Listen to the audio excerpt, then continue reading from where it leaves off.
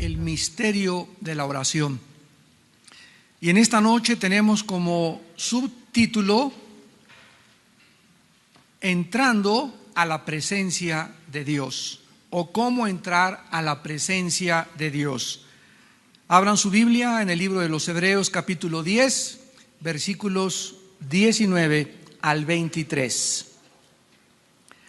Así que, hermanos, teniendo libertad para entrar en el lugar santísimo, por la sangre de Jesucristo, por el camino nuevo y vivo que Él nos abrió a través del velo, esto es, de su carne, y teniendo un gran sacerdote sobre la casa de Dios, acerquémonos con corazón sincero, en plena certidumbre de fe, purificados los corazones de mala conciencia y lavados los cuerpos con agua pura.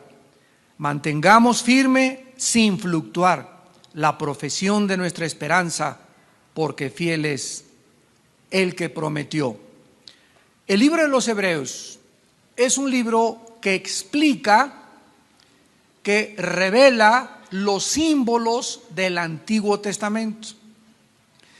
Si nosotros nos vamos al Antiguo Testamento a estudiar todos los ritos, las liturgias, las ofrendas, los sacrificios que tenían que realizarse diariamente, semanalmente, mensualmente y anualmente, no tendrían ningún significado si nosotros no tuviéramos la continuación del antiguo pacto, que es el Brit Hadashah, o que se llama el Nuevo Testamento o el Nuevo Pacto.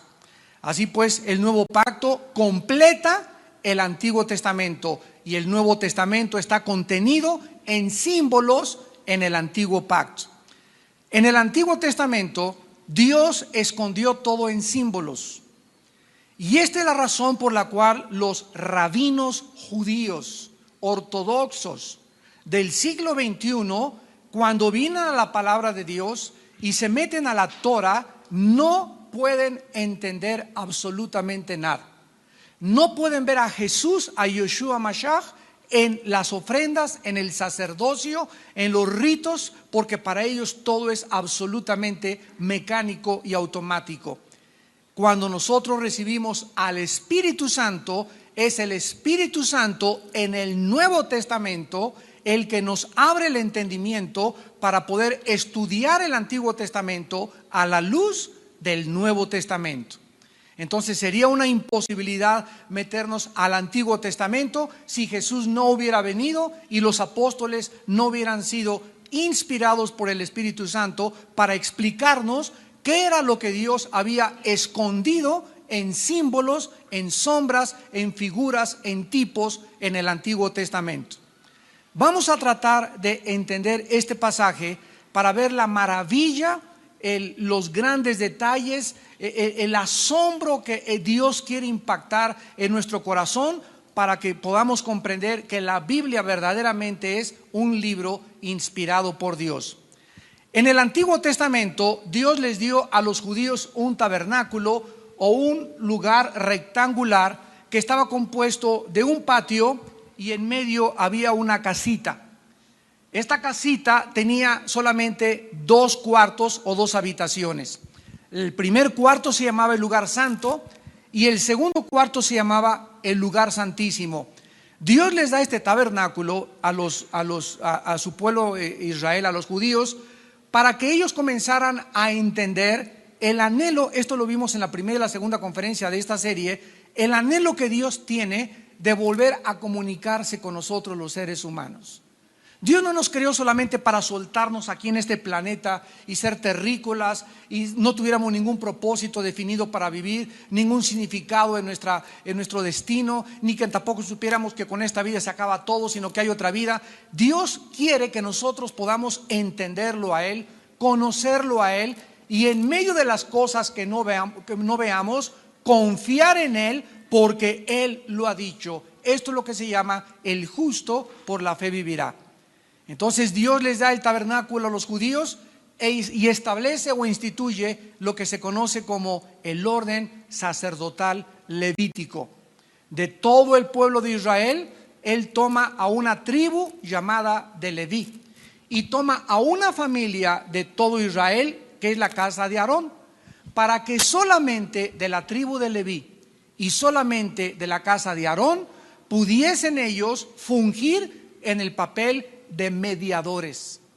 O sea que el pueblo no podía venir al tabernáculo y ofrecer sacrificios más que los sacerdotes.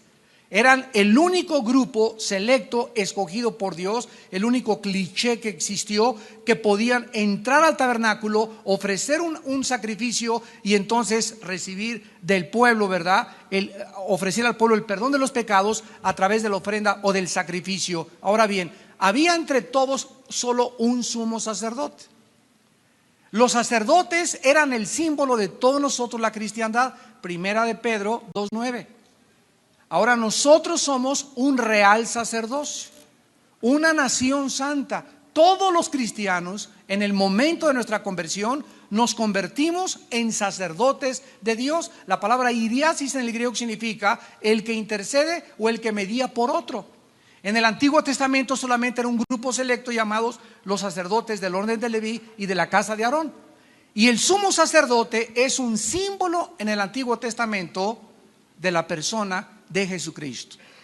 El sumo sacerdote entraba al lugar santísimo, el segundo cuartito, donde estaba una arca o un propiciatorio arriba del arca con un bordecito alrededor, donde él vertía la sangre el séptimo mes del calendario judío o el mes de Tishri.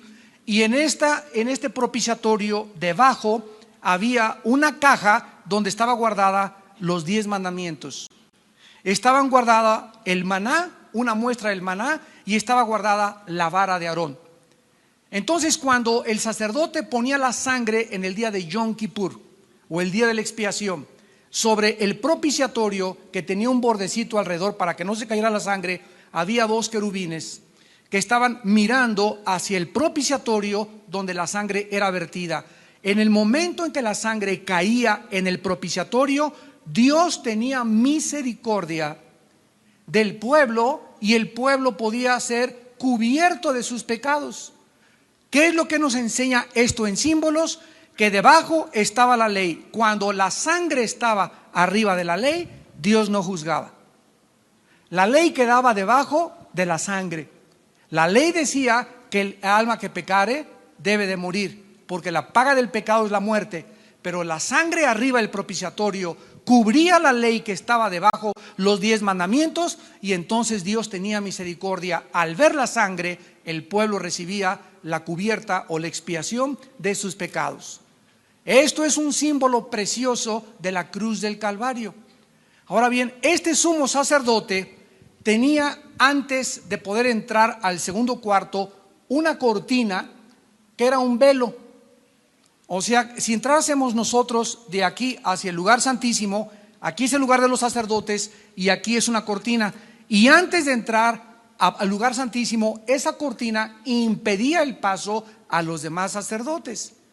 ¿Qué simbolizaba esa cortina? Cuando Cristo en la cruz del Calvario muere, 3 sucesos sobrenaturales se llevan a cabo.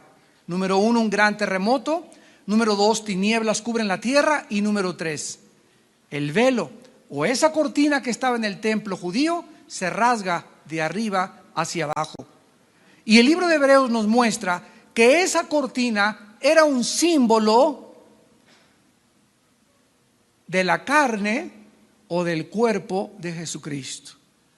Y cuando el cuerpo de Cristo en la cruz es hecho pedazos, se rompe la cortina, porque era lo que impedía el acceso al lugar santísimo. O sea que nadie podía entrar en el Antiguo Testamento al lugar santísimo más que el sumo sacerdote. Y lo que impedía el lugar, la entrada, era la cortina o el cuerpo de Cristo. El cuerpo de Cristo tenía que ser molido y tenía que llevar nuestros pecados para que se abriera el camino y el ser humano tuviese libertad ahora de entrar a la presencia de Dios, ya sin ningún sacerdote, sin ningún mediador. sin la intervención ni la mediación ni de Santa Catarina, ni del niño de Atoche, ni de fulano de tal, más que por la sangre preciosa de Jesucristo. Roma se brincó la cruz. Y en la iglesia romana se continúa llevando a cabo los ritos del sacerdocio levítico que quedaron obsoletos cuando Jesús murió en la cruz. Y Roma cree que todavía hay un grupo de personas llamadas sacerdotes y que solo ellos pueden, ¿qué cosa? Hacer expiación por nuestros pecados. ¿Cuándo se hace esta expiación por los pecados? En cada misa. De cada 100 católicos que les he preguntado con mucha humildad y con mucho amor, sin afán de agredirlos ni mucho menos, oye, ¿tú realmente sabes lo que es la misa? El 98% no te contesta esta pregunta. Te dicen es la hostia, es la comunión, etcétera, etcétera. Pero escucha y apúntalo. De acuerdo al Concilio de Trento, la misa es la repetición del sacrificio de Cristo por los vivos y los muertos. O sea que si alguna persona se muere y se le ofrece una misa, se llaman gregorianas, esa persona, como no está en el infierno, nadie sabe por qué dicen eso, porque el purgatorio no existe en la Biblia. En ese momento las oraciones y las misas hacen que esa persona pase menos años en el purgatorio y salga más rápido. Esto no existe absolutamente en la palabra de Dios. En la Biblia no hay un lugar intermedio, hay cielo o hay infierno. Entonces, cuando el sacerdote entra a ofrecer el sacrificio, él dice en latín: introibo al altare Dei adeum qualificat juventutem meam. Me introduzco al altar de Dios a ofrecer sacrificio por los vivos y los muertos. Entonces es increíble, ¿verdad? Yo siempre que hablo, y me encanta hablar con los curitas porque son ignorantes de la palabra de Dios. O sea, no conocen la Biblia, no conocen Hebreos. Y les digo, pero tú sabes lo que tú estás haciendo.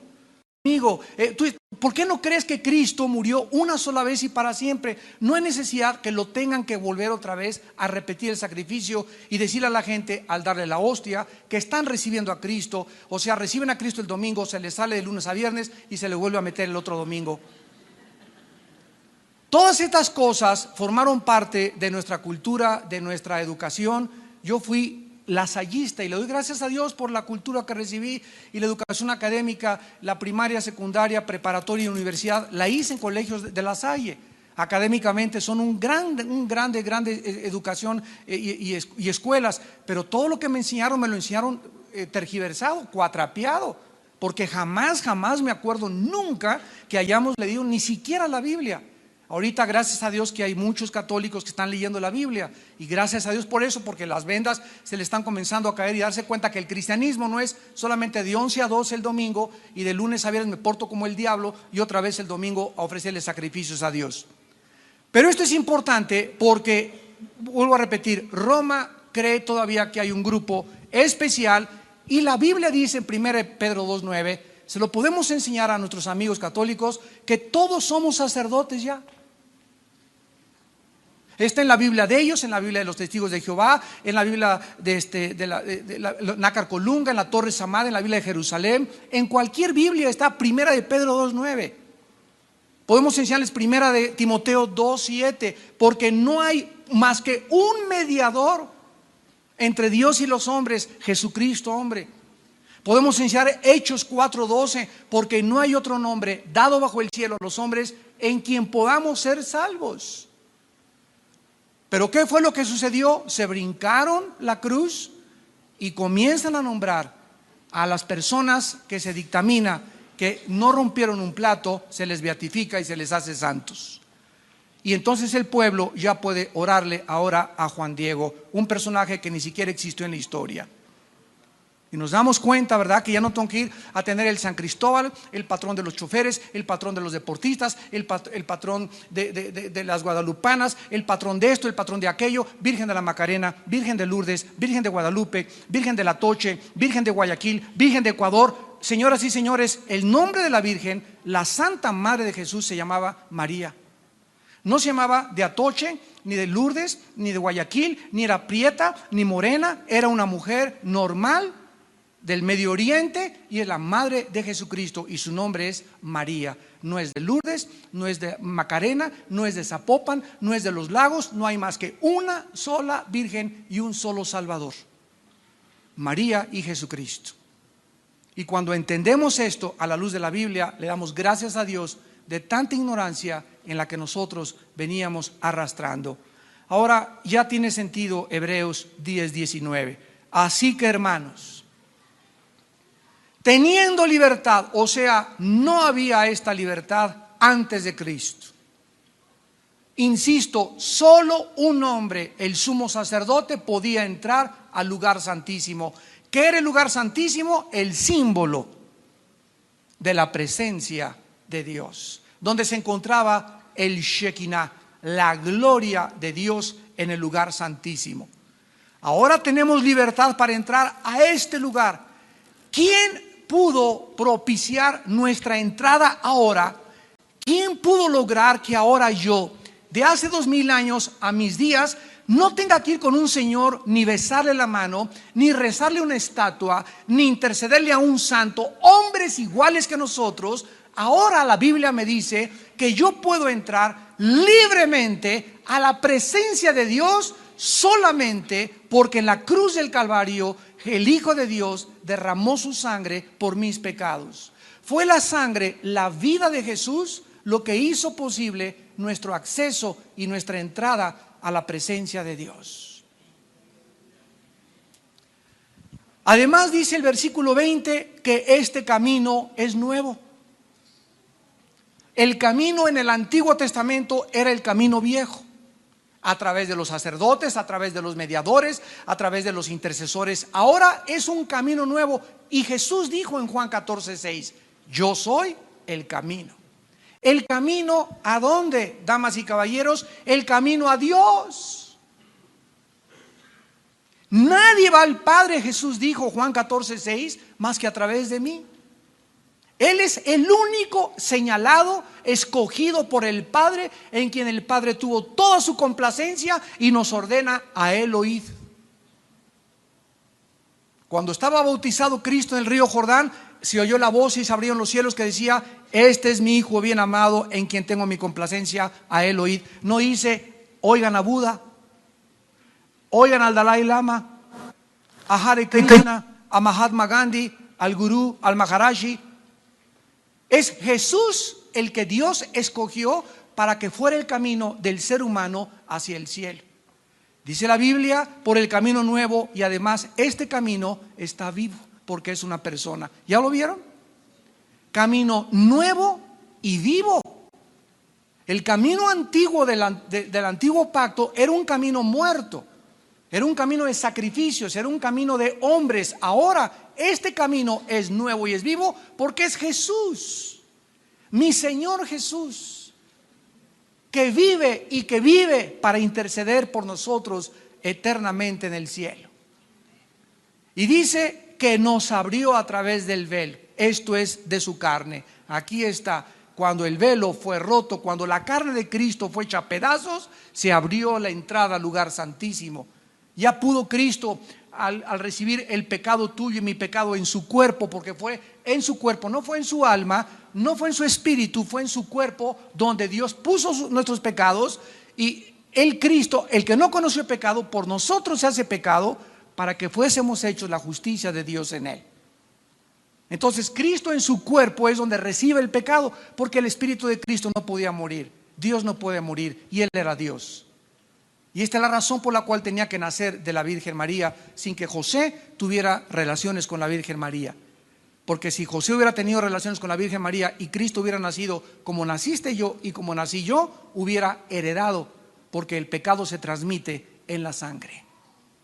Esto fue descubierto hasta 1860 por el monje austriaco Mendel, cuando descubrió los inicios de la transmisión genética de los chícharos, y donde se demostró que había realmente de un ser humano a otro ser humano en los genes la transmisión de características hereditarias que todos hemos recibido. Dicen en Romanos 5:12: porque así como el pecado entró al mundo por un hombre, y el pecado pasó a todos los hombres, así la muerte pasó a todos los hombres por cuanto todos pecaron. Vamos con detenimiento. Así como por el pecado entró la muerte al mundo, y por el pecado la muerte pasó. Esta palabra pasó es una palabra genética. O sea, hace 2000 años el apóstol Pablo le escribe en Romanos 5:12 que el pecado se transmitió a toda la raza humana. ¿Cómo puede haber esa transmisión cuando no se había descubierto hasta 1860 que las características hereditarias a través de los genes se podían transmitir? Esto es increíble. La Biblia tiene genética, la Biblia tiene química, tiene física, tiene antropología, tiene absolutamente todas las disciplinas y todas las academias que existen de la cultura humana, porque es el libro de Dios. Antes de que se formasen las cosas y la ciencia y la astronomía y todo, Dios había establecido un diseño y un orden para que fuese posible la observación. ¿Qué es la ciencia? La observación de las cosas para poder escribir lo que sucede y tratar de investigarlo a través del conocimiento. La ciencia no podría existir si no hubiera un orden en el universo para observar las cosas. Y no podría existir si no hubiera dos leyes que son la base de la biología, de la física, de la química y de las matemáticas, que se llaman la primera y la segunda ley de la termodinámica, que establecen el deterioro y el desgaste de la materia y la pérdida calorífica que existe alrededor de nuestro planeta y del universo entero. Si no hubiera estas dos leyes, no podría haber física, ni matemáticas, ni biología, ni química, ni ninguna otra disciplina. Dice la Biblia, y teniendo un gran sacerdote sobre la casa de Dios. O sea, fíjense nada más lo que se nos está revelando. Ya el ser humano tiene libertad para ir a Dios sin intercesores ni mediadores, gracias a la sangre de Cristo. El camino que abrió Cristo es nuevo y está vivo porque es Él. Fue su velo o la carne de Cristo lo que hizo esto posible. Y además ahora tenemos un gran sacerdote, no muchos, uno allá arriba en la casa de Dios. Un gran sacerdote. Por causa de esta revelación, se nos invita a todos, versículo 22, a que nos acerquemos a Dios. Y este es el tema en esta noche de este estudio. Para poder acercarnos a Dios, tenemos en primer lugar que entender algo. Si Cristo muere en una cruz por nuestros pecados, y el Hijo de Dios, el unigénito, al que más amaba a Dios, tiene que hacer el sacrificio en nuestro lugar, ¿qué cosa significa esto para mi vida? Que Dios odia, aborrece el pecado. Dios es tan santo que no puede ni siquiera tolerar el pecado. Y ahora que yo comienzo a entender que he recibido a Cristo, que murió por mí, que es mi Salvador, yo tengo que entender el carácter de Dios para poder caminar con Dios. ¿Andarán dos juntos si no estuvieran de acuerdo? Imposible, ¿verdad? O sea, si yo no estoy de acuerdo en la santidad de Dios, yo no puedo caminar con Dios. Porque para caminar con alguien necesitas estar de acuerdo con la persona que caminas. Y el carácter de Dios es santo. Si yo quiero caminar con Dios, necesito vivir en santidad. Si no, es mentira. Dice 1 Juan, toda la primera carta de Juan fue escrita para decir: el que dice que conoce a Dios, el que dice que está en la luz y está en tinieblas y no practica la verdad, es mentiroso. No es cierto que tu cristianismo, es mentira tu cristianismo. Conoces la Biblia, vienes a la iglesia, pero tus hechos, tu vida, tu relación, tu comunión con Dios es una mentira. No la tienes, no conoces ni siquiera el poder de Dios en tu vida. No has experimentado el cambio y la transformación de Dios en tu corazón. Entonces Dios es un Dios santo. Y la palabra santo significa puro. Dicen en Mateo 5, dichosos los puros de corazón, porque ellos verán a Dios. En otras palabras está diciendo, para poder ver a Dios ahora, ¿dónde lo vemos? Lo vemos en la Biblia. Cada vez que venimos a la Biblia, vemos a Dios. Y podemos ver en la Biblia a Dios, pero para poder ver a Dios y entender la Biblia y querer conocer los secretos del universo, necesito ser puro. ¿Cuántos de ustedes, hermano, explícame esto? ¿Y la predestinación? ¿Se pierde la salvación? No se pierde. Los cristianos pueden tener demonios. ¿Cuántos seres humanos están llenos de incógnitas y de dudas? Y sin embargo, nunca han podido entender que para poder comprender las dudas y poder realmente entender la Biblia, se necesita pureza. Entonces, Dios no quiere solamente enriquecer tu intelecto. El amor, el conocimiento envanece per se. El amor edifica. Necesitamos nosotros caminar balanceadamente, tener amor hacia Dios, amar a Dios con todo nuestro corazón, a nuestro prójimo, no deberle nada a nadie, no echarle bronca a nadie, no tener relaciones equivocadas con nadie, no andar chismeando contra nadie, no hablar mal de nadie. Ama a Dios y a tu prójimo como a ti mismo, y entonces puedes, dice la Biblia en Hebreos 10:22, acercarte con corazón sincero. Ese es el primer prerequisito en esta tarde que estudiamos para acercarnos a Dios. Al acercarme a Dios, la palabra sincero significa sin dobleces, transparente, cristalino, limpio. Es lo que significa sincero. Si vengo a Dios, tengo que venir en sinceridad y decirle: Padre Santo, soy un asco, la regué, soy un rebelde, no amo a mi esposa, no amo a mi esposo, ando ahí con los ojos relinchando detrás de cada muchacha que pasa. Padre, este alcohol no me deja, la Golden de Acapulco me trae pero bien mareado siempre, los pericos que me meto. Tenemos que ser sinceros delante de Dios, porque estamos delante de un ser que nos conoce íntimamente.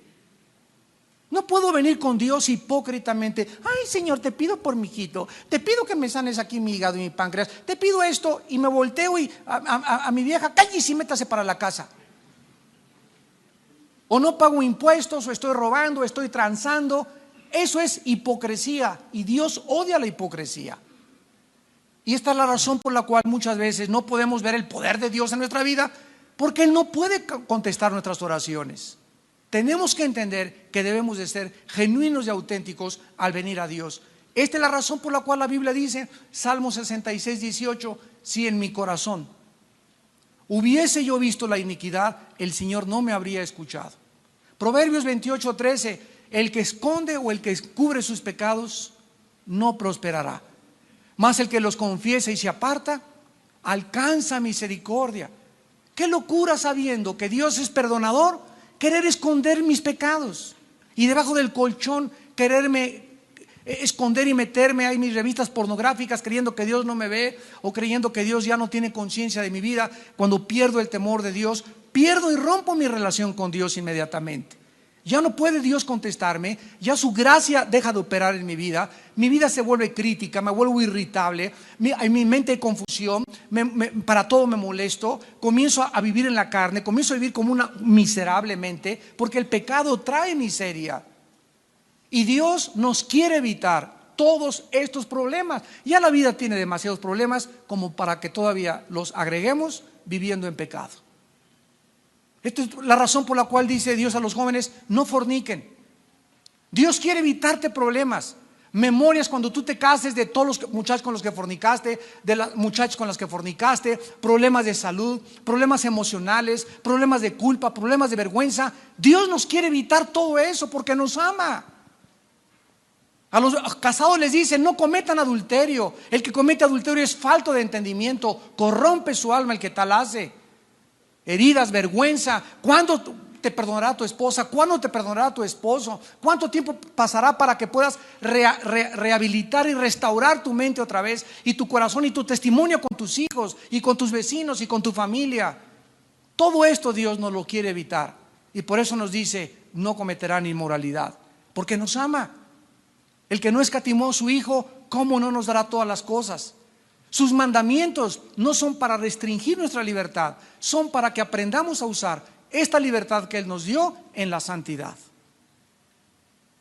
Acerquémonos con corazón sincero. En segundo lugar, en plena certidumbre de fe. ¿Qué significa esto? Vamos a que nos lo explique el apóstol Santiago. Después de Hebreos está Santiago, Jacob, Santiago, capítulo 1. Dice en el versículo 2 al versículo 8, Santiago 1 del 2 al 8, hermanos míos, tened por sumo gozo cuando os halléis en diversas pruebas, sabiendo que la prueba de vuestra fe produce paciencia. Esto es asombroso. Esto es incongruente racionalmente. Se nos invita a que nos gocemos en los problemas. ¿Es posible esto? No es posible a menos que yo pueda entender detrás del mandamiento la sabiduría de Dios. Dios me dice que cuando yo tengo tribulaciones en mi vida, las necesito porque mi fe está siendo probada. ¿Ya lo vieron? Para que la prueba de vuestra fe. O sea, en las tribulaciones Dios me está probando. ¿Y qué es lo que me está probando? Si es cierto que aguanto. La palabra paciencia significa soportar un peso. Resistir debajo de una carga significa la palabra paciencia. O sea, Dios cuando nos convertimos va a permitir y nos va a poner arriba, como dice el Salmo 66, pusiste pesada carga sobre nuestras cabezas, hiciste cabalgar caballos sobre nosotros, nos metiste en la red y nos sacaste a la abundancia, dice el Salmo 66. Pero aquí dice Dios, gózate porque es necesario que tu fe sea probada. ¿Y por qué está diciendo probada tu fe? Porque necesito que aprendas a soportar las pruebas.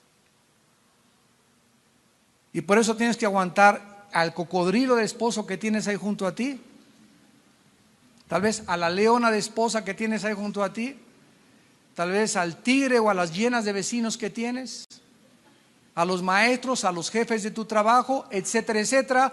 Todo eso está produciendo en nosotros un carácter para aprender a aguantar. Pero no solamente aguantar, sino que dice el versículo 4, mas la paciencia tenga su obra completa para que seáis perfectos y cabales. O sea que llega un momento en que si aguantas y aguantas y aguantas, pasas la prueba y una vez que Dios ve que ahora estás cerca de Él, te quita la presión. Wow. Ustedes han visto cuando los carpinteros ponen una tabla arriba de la otra y la pegan y muchas veces le meten tornillos o clavos y cuando ya está bien agarrada le quitan los clavos, ya no necesita la presión porque ya está pegada. Cuando Dios ve que Él ha logrado que te unas con Él en comunión, te quita la presión. ¿Cuál es el propósito de la presión a nuestras vidas? Acercarnos a Él.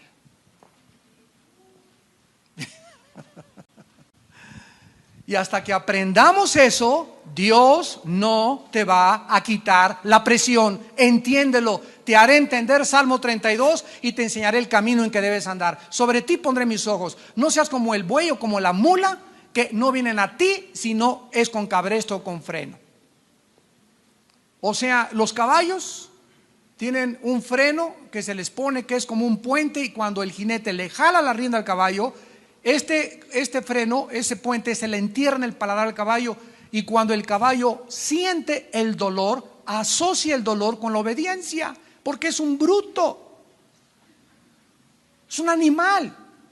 Si yo le dijera, párate Pinto, y no le tengo que jalar la frenda, pues se pararía, pero él no me va a obedecer si le digo, párate Pinto, le tengo que aplicar dolor, para que él pueda entender que es hora de que se pare y que me obedezca. Y dice Dios que Él no nos quiere tratar así. Que si tú entiendes sin que te tenga que aplicar dolor, entonces te va a tratar como a un hijo. Porque Dios al que ama se lo cuerea. Y duro que nos da. Ahora dice el versículo 5, si alguno de ustedes tiene falta de sabiduría, pídala a Dios. O sea, aquí en el contexto implica que si nosotros no entendemos, ay Señor, ¿por qué me chocaron mi carro? Ay Señor, ¿por qué está enfermo mi niño? ¿Por qué se enfermó mi esposa? ¿Por qué me pasó esto? ¿Por qué me corrió en mi trabajo? En ese momento, cuando la confusión entra y nos comienza a embargar, es peligrosísimo correr y alejarte de Dios. Todo lo contrario, cualquier prueba que tengas, corre a hincarte. Híncate inmediatamente, busca al Señor con todo tu corazón. No vayas con tu compadre, ay, pues así están todas las viejas, saca el tequila Centenario, mi amigo. Ay, pues esto es así, porque así tiene que ser. Y no, que quítate, mujer, que me corren del trabajo. No estás viendo cómo está la situación. Y tú, cállate, chamaco del diablo, sáquese de aquí. Y en lugar de que las tribulaciones nos enardezcan, nos amarguen, que es el efecto natural de los que no son hijos de Dios, en nosotros debe producir paciencia y acercarnos a Él. Si es que eres hijo de Dios e hija de Dios. Y en ese momento, Padre Santo, ¿qué voy a hacer? Le pido sabiduría. Si alguno no tiene sabiduría, ¿qué es la sabiduría? Es la capacidad que Dios nos da en la inteligencia para comprender los métodos con los que Él nos trata. Esa es la sabiduría. Padre, no entiendo lo que está pasando en mi vida, pero confío en ti. Aunque como Job, aunque Él me quitare la vida, seguiré confiando en Él. Porque yo sé que mi Redentor vive y aún de deshecha está mi piel en mi carne de ver a Dios. Y ahí comienzas a confiar. Él es mi pastor, nada me faltará, de esto vamos a salir. Ven, mi amor, en lugar de pelear y en tu casa vengan mis hijos, vamos a orar, vamos a cantar aleluya, gloria a Dios. Y tus vecinos, oye, ¿ya viste aquel que perdió el trabajo en su casa? Hay música cristiana, están bailando, están re locos, ¿verdad? Así es. Esto el mundo no lo entiende y nosotros entendemos que por nada debemos estar afanosos. Si no sean conocidas nuestras peticiones, Filipenses 4, 6 y 7, con todo ruego y súplica y la paz de Dios, que sobrepasa todo entendimiento, guardará nuestros pensamientos y nuestro corazón en Cristo Jesús. En el momento en que estemos afligidos, atribulados, no tratemos de huir. Ahí es cuando Dios te dice, entre el Mar Rojo y Egipto, quédense quietos y vean mi salvación.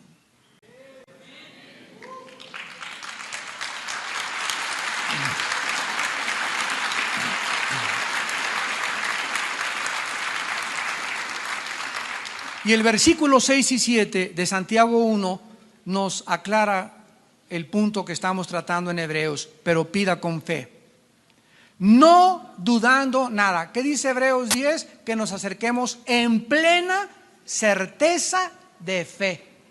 Entonces, si me voy a acercar a Dios, como una señora hace muchos años les conté, me dijo, Armando, quiero que vengas a mi casa, tengo mis problemas y necesitamos consejería mis hijas y yo. Y llegué a las 8 de la mañana, la hermana me invitó a desayunar y me recibieron sus hijas y ¿dónde está tu mamá? Está ahí arriba, hermano, orando. Pues eran las 8:20, 8:25, 8:30 y hasta la media hora bajó la hermana. Y bajó. ¿Qué le pasa, hermana? Ay, hermano, ay, ¿de dónde viene? Le digo, de orar. Le dije, regrésese.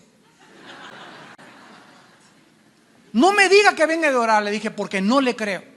Porque si usted estuvo en la presencia de Dios y dejó su carga en Dios, debería de bajar y decir, Padre Santo, ahora tengo la seguridad de que mis penas y he echado mi ansiedad sobre ti. Tú tienes cuidado de mí y no dejarás mi carga tirada, y ahora voy a levantarme y me vas a fortalecer. Y nuestra actitud demuestra si creemos a Dios.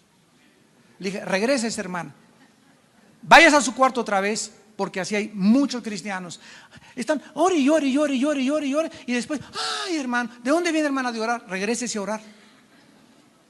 Y hasta que usted crea realmente que Dios va a solucionar su problema y que usted debe de confiar en Él ciegamente porque Él lo ha dicho, usted entonces será recompensada con su paz. Pero acerquémonos a Dios con plena certidumbre de fe, porque el que duda es semejante a la onda del mar, que es arrastrada por el viento para acá y para allá. Ustedes ven las olas del mar, ¿verdad? Se levanta, viene el viento y se hace una olota grandísima, revienta la ola y otra vez va para atrás el mar y vuelven a levantar las olas. Así son los cristianos que tienen años diciéndose que van de iglesia en iglesia, de familia en familia, de estudio en estudio, y nunca han podido verdaderamente cimentarse, ni establecerse, ni descubrir la comunión con el Santísimo. Porque no es cierto que han creído, y lo explica el versículo 8. El hombre de doble ánimo. Esta palabra ánimo es una palabra muy interesante porque es la palabra alma. El hombre de doble personalidad es inconstante en todos sus caminos. Esta palabra, después los psicólogos y los psiquiatras le han dado otra clasificación, y la palabra que ellos usan es esquizofrénico. ¿Sabes quién es una persona esquizofrenos en el griego? Mente dividida, una persona que tiene dos personalidades. Ahora hay desórdenes psicológicamente múltiples de la personalidad. Hay personas que tienen tres personalidades. En su trabajo tienen una cara, en su familia tienen otra cara, en la iglesia son San Cristóbal y Santa Catarina, y en la calle son, ¿verdad?, de la delegación de Tláhuac.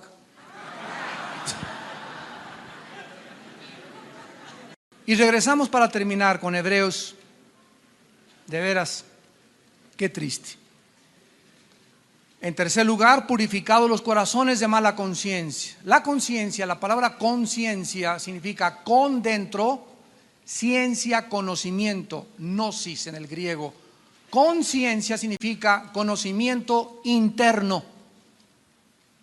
Dios dejó dentro de nosotros algo que los animales no tienen.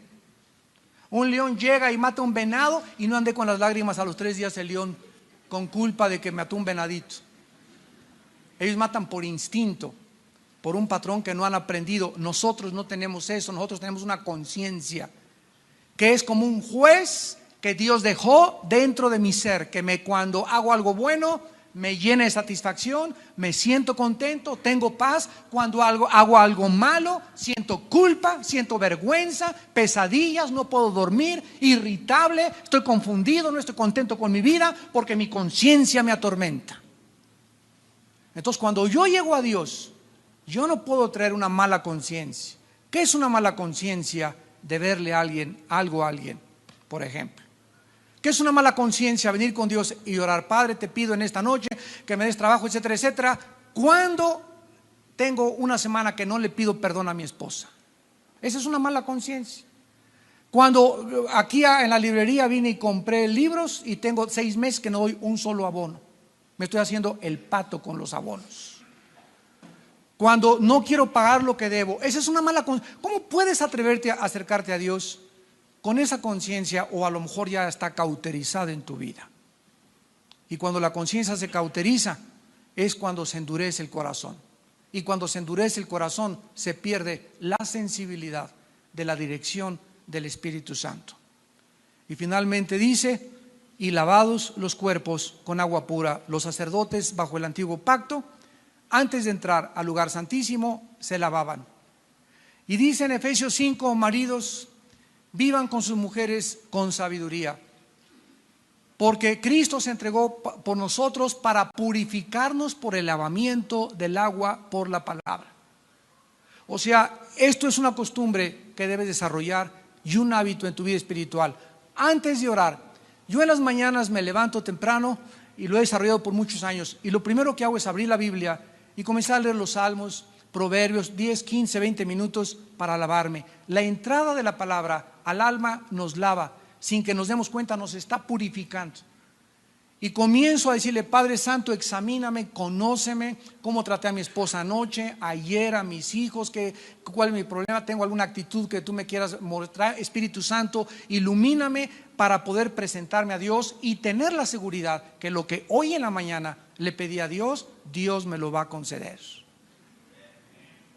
Porque Él dijo: pidan para que vuestro gozo sea cumplido. Oremos.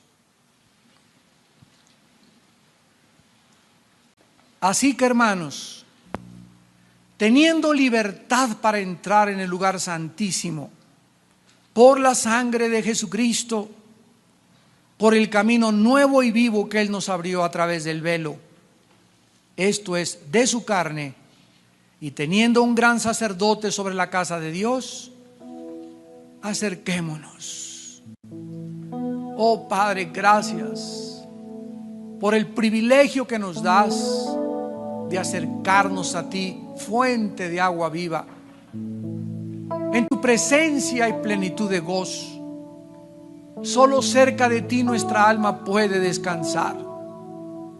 Solo cerca de ti, Señor, puede nuestra alma tener dirección y paz, salud, bienestar y dirección a nuestra vida. Si ustedes permanecen en mí, dijo Jesús, y mis palabras permanecen en vosotros, pídanme todo lo que quieran, porque el anhelo de mi Padre es que lleven fruto y que vuestro fruto permanezca, porque separados de mí, nada, absolutamente nada podrán hacer.